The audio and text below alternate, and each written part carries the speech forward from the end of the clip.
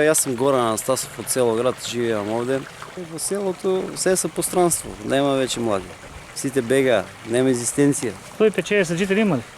Па, добре, има и по-уши, ама по-уши са неженени. Тражат работа, за да може да обстанува, не може да обстанува. Главна гранка в селото, В селото, овощарство. овощарство, земеделие, това е. Нема народ, нема пари, сиромащия. Благодаря. Ние седим по 2-3 месеца пространство, бегаме, така преживяваме. Па дойдете тук. И па си дойдем и така.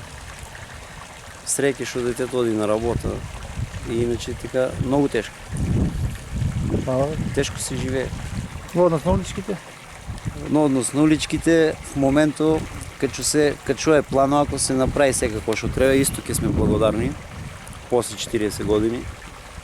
Искаме да санираме това чешмата, манко имаше някои проблеми, някои спойки, то има това отвод за друга чешма, има и отвод за чешмата за школото. Ние тук 3-4 се събраваме, я, брат ми, Владко и тия ще работят тук с Пато, с улиците, они ни помага нещо да изкопаме, да направим.